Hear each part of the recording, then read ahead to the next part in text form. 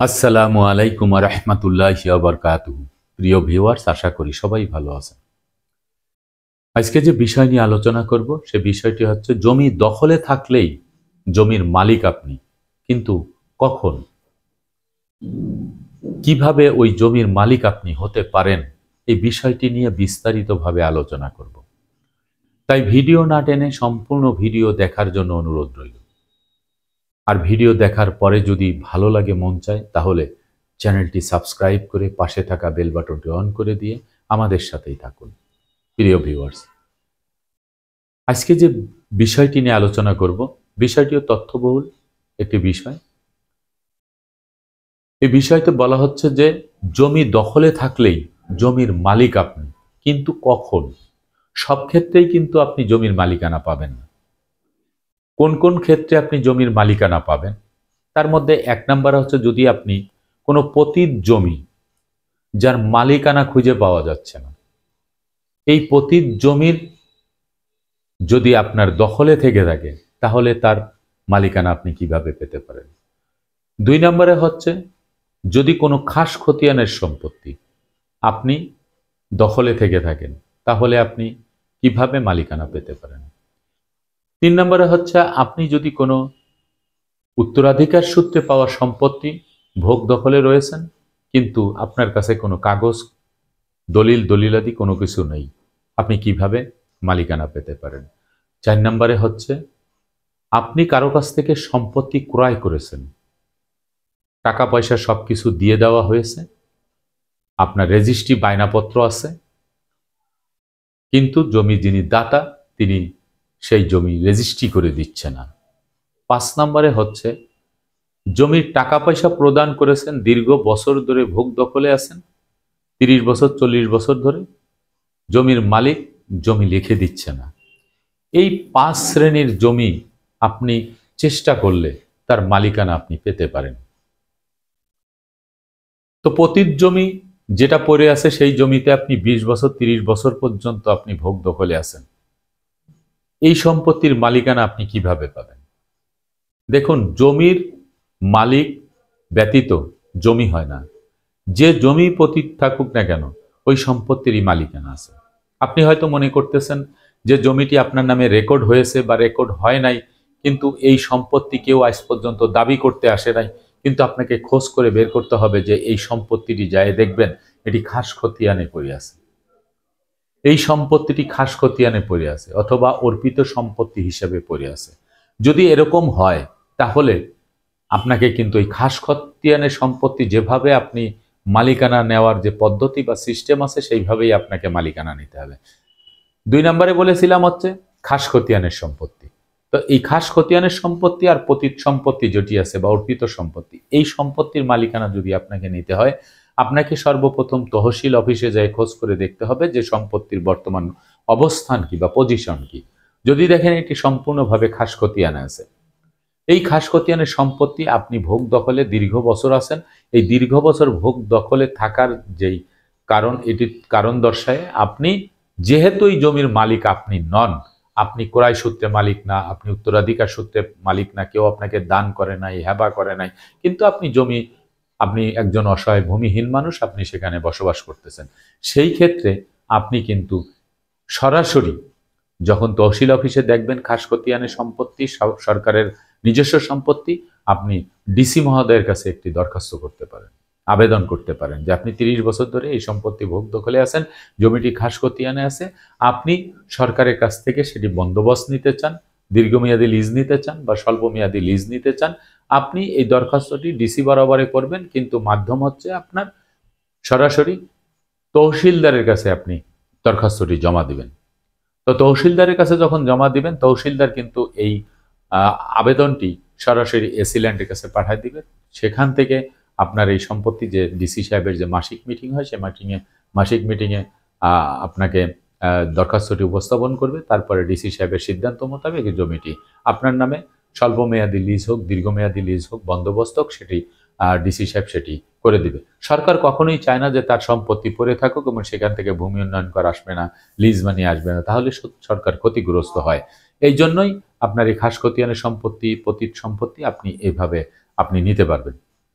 দ্বিতীয় নম্বরে হচ্ছে আপনার যে সম্পত্তি আপনি রেজিস্ট্রি বায়নাপত্র করেছেন, কিন্তু দাতা সেই সম্পত্তি আপনাকে রেজিস্ট্রি করে দিচ্ছে না। এই যে দাতা রেজিস্ট্রি করে দিচ্ছে না, এই রেজিস্ট্রি করে না দেওয়ার ফলে আপনি ক্ষতিগ্রস্ত হচ্ছেন, কিন্তু আপনি সম্পত্তি ভোগ দখলে আছেন। এই যে ভোগ দখলে থাকাকালীন সময় আপনি আপনার সামাজিকভাবে যে স্থানীয় প্রতিনিধিত্ব যারা করেন, ইউনিয়ন পরিষদের চেয়ারম্যান, ওয়ার্ড কাউন্সিলর যারা করেন, তাদের কাছে আপনি একটা আবেদন করে আপনি সে আবেদনের ভিত্তিতে সালিশ বসবে, সেখানে একটা সিদ্ধান্ত হবে যে তারা কি করতে চাচ্ছে। যদি দাতা সেইভাবে সালিশের রায় অনুযায়ী বা তাদের কথা অনুযায়ী যদি আপনাকে রেজিস্ট্রি করে দেয় তো ভালো কথা, যদি রেজিস্ট্রি করে না দেয় তাহলে আপনি তাদের যে প্যাড আছে, অর্থাৎ ইউনিয়ন পরিষদের চেয়ারম্যানের প্যাড, ওয়ার্ড কাউন্সিলের প্যাড, সেই বিচারের যে সালিশির যে ফলাফল, সেই মন্তব্য, সেটি উনি লিখে দিলে এবং আপনার এই যে রেজিস্ট্রি যে বায়নাপত্র হয়েছে এটি দিয়ে আপনি একজন আইনজীবীর মাধ্যমে বিজ্ঞ আদালতে মকদ্দমা করলে আপনি সেটি কিন্তু পেয়ে যাবেন। কারণ এই জন্যই পেয়ে যাবেন যে আপনার রেজিস্ট্রি বায়নাপত্রের যে মেয়াদকাল সেটি কিন্তু শেষ হয়ে গেছে। আপনার 2 বছরের জন্য ছিল বা 1 বছরের জন্য ছিল, শেষ হয়ে গেছে। তাল বাহানা করতে করতে 15 বছর 20 বছর হয়ে গেছে, সম্পত্তি আপনি ভোগ দখলে আছেন, যার কারণে তামাদি আইনের 28 ধারাটি কিন্তু এই মুহূর্তে আপনার জন্য কার্যকর হবে। তখন কিন্তু আপনি এই সম্পত্তির বিজ্ঞ আদালত আপনার পক্ষে রায় দিবে, যেহেতু টাকা পয়সা সবকিছু নিয়ে আপনাকে রেজিস্ট্রি বায়নাপত্র করে দিয়েছে, কিন্তু জমি রেজিস্ট্রি করে দিচ্ছেন। এবং ভূমি অপরাধ প্রতিরোধ প্রতিকার আইন 2023-এও কিন্তু এই স্পষ্ট করে বলা আছে যে কেউ যদি কারো কাছ থেকে সম্পত্তি বায়নাপত্র করে এবং সম্পত্তি হস্তান্তর না করে দেয় তাহলে তার কিন্তু পানিশমেন্ট হবে।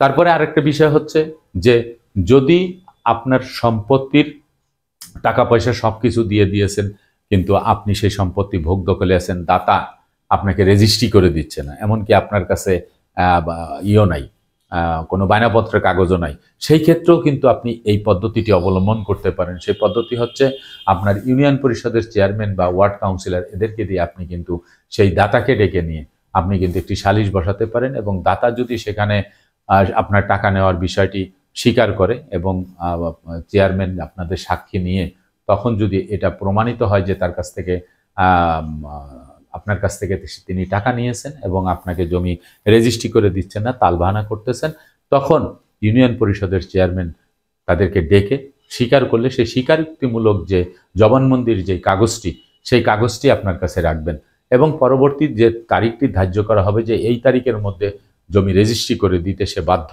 তিনি যদি সেটি না করে দেয় তাহলে চেয়ারম্যান সাহেব একটি প্রত্যয়নপত্র দিবেন যে তিনি একটি সালিশ করেছিলেন এবং এই সালিশ মোতাবেক তিনি এই রেজিস্ট্রি করে দিচ্ছে না। তখন আপনি ওই প্রত্যয়নপত্রটি দিয়ে আপনার কিন্তু অনেক উপকার হবে, কারণ উনি যে টাকা নিয়েছিল এবং সেই টাকাটার জন্য স্বীকার গিয়েছে, এই প্রত্যয়নপত্র দিয়ে আপনি কিন্তু তার বিরুদ্ধে আপনি কিন্তু মকদ্দমা করতে পারবেন এবং এই জমির মালিকানা চেয়ে আপনি সরকারের কাছে কিন্তু আদালতে কিন্তু আপনি প্রেয়ার দিতে পারবেন, কারণ তামাদি আইনের 28 ধারা মোতাবেক এটি কিন্তু কভার করবে। কারণ জমির আপনি দখলে আছেন এবং আপনার কাছ থেকে অর্থ টাকা পয়সা সবকিছু নিয়েছে, এবং স্থানীয় প্রতিনিধিত্ব যারা করেন তাদের যে ডকুমেন্টস, সেই ডকুমেন্টসটি যখন আপনি পেয়ে যাবেন এবং যিনি টাকা পয়সা নিয়েছেন এবং জমি রেজিস্ট্রি করে দিচ্ছেন না, এটি একটি প্রমাণপত্র হিসেবে যখন ইউনিয়ন পরিষদের চেয়ারম্যান আপনাকে দিয়ে দেবে, ওই কাগজের বুনিয়াদে কিন্তু আপনি এই সম্পত্তিটি খুব সুন্দরভাবে আপনি পেয়ে যাবেন এবং বিজ্ঞ আদালত কিন্তু আপনার পক্ষে জাজমেন্ট দিয়ে দিবে। এটিও কিন্তু একটা সুন্দর একটি সিস্টেম এবং এরকমভাবে অনেকেই সম্পত্তি পেয়েছে এবং আমাকেও কিন্তু ফোন করে জানিয়েছে যে হ্যাঁ আমরা সম্পত্তি পেয়েছি। সর্বশেষ পয়েন্ট হচ্ছে যে আপনি সম্পত্তি ভোগ দখলে আছেন কিন্তু কোনো কাগজপত্র আপনার কাছে নেই, বা আপনি কারো কাছ থেকে সম্পত্তি ক্রয় করেন নাই, কিন্তু আপনি উত্তরাধিকার সূত্রে বা পূর্বপুরুষের সম্পত্তি জানেন, সেই হিসাবে আপনি ভোগ দখলে আছেন, কিন্তু সম্পত্তির যে মালিকানা, সে মালিকানার যে ডকুমেন্ট সেগুলি আপনাকে কেউ দিচ্ছে না বা আপনি সেই হিসেবেই বসবাস করতেছেন। এখন মালিকানা কিভাবে পাবেন? তাহলে আপনার কি করতে হবে? সর্বপ্রথমে আপনার মৌজা সিলেকশন করবেন। আপনি কোন মৌজায় বসবাস করতেছেন এই মৌজা সিলেকশন করবেন, আর কার জমির মালিকানা আপনি দাবি করতেছেন কার ওয়ারিশ হিসেবে, সেই মালিকের বা পূর্বপুরুষের নাম দিয়ে মৌজা নিয়ে আপনি তহসিল অফিসে চলে যাবেন। তহসিল অফিসে গিয়ে আপনি 1, 2, 9 নম্বর রেজিস্টার আপনি সার্চিং দিবেন, দিয়ে ওখানে কিন্তু আপনি সরাসরি সমস্ত তথ্যগুলি কিন্তু পেয়ে যাবেন। তো পেয়ে যাওয়ার পরে আপনি সেই তথ্য মোতাবেক আপনি সকল কাগজপত্র আপনি সংগ্রহ করবেন। সংগ্রহ করার পরে আপনি যদি কোনো ডকুমেন্টস আপনার ঘাটতি থাকে তাহলে আপনি সরাসরি মানে ডিসি রেকর্ড রুম, যেটা জেলা প্রশাসক মহোদয়ের যে রেকর্ড রুম আছে, সেই রেকর্ড রুমেও আপনি কাগজ তল্লাশি দিয়ে পেয়ে যাবেন। এই কাগজপত্রগুলি তল্লাশি দেওয়ার পরে যখন আপনি মিলিয়ে দেখবেন যে হ্যাঁ এটা আমার পূর্বপুরুষের সম্পত্তি, আমি এখানে ভোগ দখলে আছে, আমার কাছে কাগজপত্র ছিল না, এখন আপনি দেখতেছেন যে আপনার নিজের নামের সাথে আপনার বাবার নাম, বাবার নামের সাথে দাদার নাম, দাদার নামের সাথে তার বাবার নাম, এরকম সব কিছু বংশ পরম্পরায় ধারাবাহিকভাবে যে ডকুমেন্টসগুলি আপনি পেয়েছেন, সেই ডকুমেন্টসগুলি আপনি কিন্তু সুন্দরভাবে দিয়ে আপনি একজন আইনজীবীর মাধ্যমে আপনি কিন্তু সরাসরি বাটোয়ারা মামলা দিতে পারবেন। এবং বাটোয়ারা মামলা কাদের নামে দিবেন? যারা জমি খাচ্ছে, যাদের কাছে আপনি সম্পত্তি চাইতে গেলে দিত না, তাদের কাছে কাগজপত্র চাইতে গেলে দিত না, কিন্তু আপনি ভোগ দখলে ছিলেন, তারপরে আপনাকে সেখান থেকে উচ্ছেদ করে নাই এবং বারবার এসে বলছে যে জমির মালিক তুমি না, তোমাকে থাকতে দেওয়া হয়েছে। আপনি যখন এই কাগজপত্রগুলি সংগ্রহ করে আপনি একটি বাটোয়ারা মামলা দিবেন, তখন তাদেরকে বিবাদী করবেন, তখন তারাও জবাব দেবে। আপনি আপনার কাগজপত্র সাবমিট করলে আশা করি জাজমেন্ট আপনার পক্ষে আসবে এবং এই জমির আপনি মালিকানা পেয়ে যাবেন। অনেক ভাই এই ধরনের প্রশ্ন করেছেন, তাদের কারোর দলিল নাই, কারোর খতিয়ান নাই, কারোর এইটা নাই সেইটা নাই। ভূমি অপরাধ প্রতিরোধ প্রতিকার আইন 2023-এ যেমন জমি ফিরে পাওয়ার ব্যাপারেও বলা হয়েছে, তেমনি পানিশমেন্টের কথাও বলা হয়েছে, তেমনি জরিমানার কথাও বলা হয়েছে। এই জন্যই আজকের ভিডিওটি করলাম যে অনেক ভাই বন্ধুরা যেহেতু প্রশ্ন করেছে যে আপনারা এইভাবে আপনারা চেষ্টা করে আপনারা জমির মালিকানা পেতে পারেন, তবে ডকুমেন্টস আপনাদের তৈরি করতে হবে। সেই তৈরিটা হতে হবে বৈধ উপায়ে এবং সরকারের সংশ্লিষ্ট বিভাগ থেকে উত্তোলন করে সংগ্রহ করতে হবে। আশা করি আপনারা বিষয়টি বুঝতে পেরেছেন। আজকের মতো ভিডিওটি এখানে শেষ করব, আগামীতে দেখা হবে অন্য কোনো ভিডিও নিয়ে। সে পর্যন্ত সবাই ভালো থাকবেন, সুস্থ থাকবেন আর আমার জন্য দোয়া করবেন। আল্লাহ হাফেজ।